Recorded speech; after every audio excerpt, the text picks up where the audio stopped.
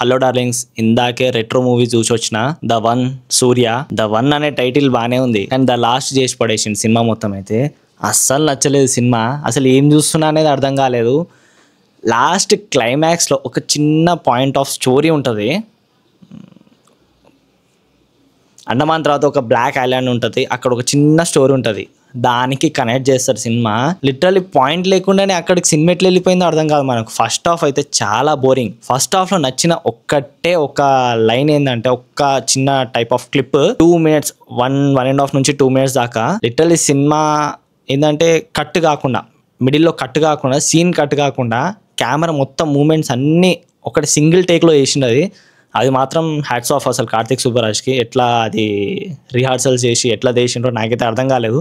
మస్తు అనిపించింది ఆ ఒక్కటైతే. The BGM is excellent BGM. అసలు మస్తు అనిపించింది. రెట్రో అనే పేరుకి తగ్గట్టు బీజిఎం ఉంది, చాలా వింటేజ్ వైబ్స్ వచ్చింది. అండ్ మీరు లిటరలీ ఒక డై హార్డ్ ఫ్యాన్ సూర్యకి అయితేనే ఈ సినిమాకి వెళ్ళండి. లేదు ఏదో నార్మల్గా జస్ట్ బోరింగ్ అవుతుంది వెళ్ళాలి అన్నప్పుడు మాత్రం ఈ సినిమా అస్సలు వెళ్ళొద్దు. ఇంకా వేరే సినిమాలు ఉన్నాయి కదా, హిట్ 3, రైడ్, ఇంకేదో ఫ్యామిలీ టూరిస్ట్ అని చెప్పి ఉంది సినిమాలు. ఆ సినిమాలు ట్రై చేయండి. నేనైతే ఈ సినిమా ఎవ్వరికి రికమెండ్ చేయను. లిటరలీ నాకైతే సినిమా నచ్చలేదు. ఫస్ట్ హాఫ్ ఎంత బోరింగ్ ఉంటుంది అంటే లేచి వెళ్ళిపోబుద్ది అయింది, అంత బోరింగ్ ఉంటుంది. లవ్, లాఫ్టర్, వార్ అని ఉంది. లవ్ తప్ప లాఫ్టర్ ఎక్కడ కనిపించదు. వార్ లాస్ట్కి ఉంటుంది. అందులో కూడా మనకు సూర్య గారి స్వాగ్ చూపించడానికే అది పెట్టినట్టు ఉంటుంది. ఎండింగ్ అనేది అసలు మనం ఎక్స్పెక్ట్ చేయం. ఏంద్రా ఇంత చెత్త ఎండింగ్ ఉంది అన్నట్టు అనిపిస్తుంది. వార్ అంటే ఒక లిటరల్ ఒక ఎక్స్పెక్టేషన్ ఉంటుంది. సూర్య ఇట్లా చేస్తాడు, అట్లా చేస్తాడు, ఈ టైప్ ఆఫ్ కొరియోగ్రఫీ ఉంటుంది యాక్షన్లో. అదన్నీ ఏం లేవు అసలు అక్కడ. నాకైతే విచిత్రం అనిపించింది సినిమా చూస్తున్నంతసేపు. ఈ సూర్య సినిమానే చూస్తున్నా నేను, లేకపోతే వేరే వాళ్ళు ఎవరితో చూస్తున్నానా అన్నట్టు అనిపించింది. కానీ మెచ్చుకోవాలి, సూర్య లుక్స్ డ్యామ్ గుడ్. అంటే చెప్పలేను ఇంకా. అంత వింటేజ్ స్టైల్, ఆ స్వాగ్, ఆ సూర్యకుండే ఆ టైప్ ఆఫ్ స్వాగ్ ఉంటుంది చూడండి. దీంట్లో గుమాయించిండ్రు మొత్తం అంతా లోపల దాకా. మస్తు అనిపించింది నాకైతే. సూర్యని చూస్తున్నంతసేపు సినిమాని ఎప్పుడో మర్చిపోయినానేమో అనిపించింది నాకైతే. అంత సూపర్గా చేసింది సూర్య గారు అయితే యాక్టింగ్.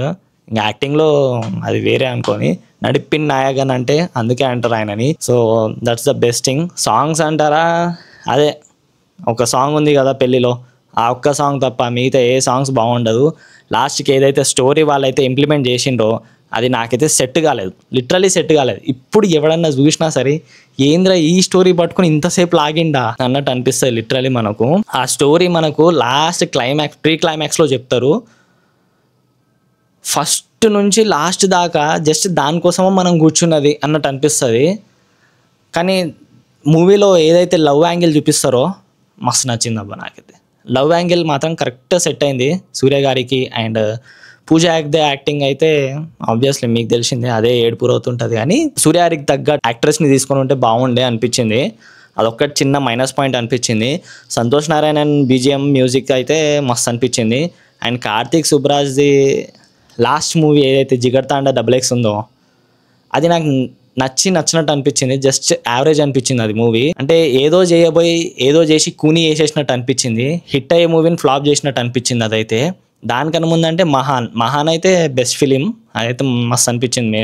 దాంట్లో మ్యూజిక్ వల్ల, ఆ విక్రమ్ గారి స్వాగ్ వల్ల నచ్చింది. బట్ దీంట్లో అయితే అసలు కార్తిక్ సుబ్బరాజ్ పాదం అనేది ఎక్కడా కనిపించలేదు.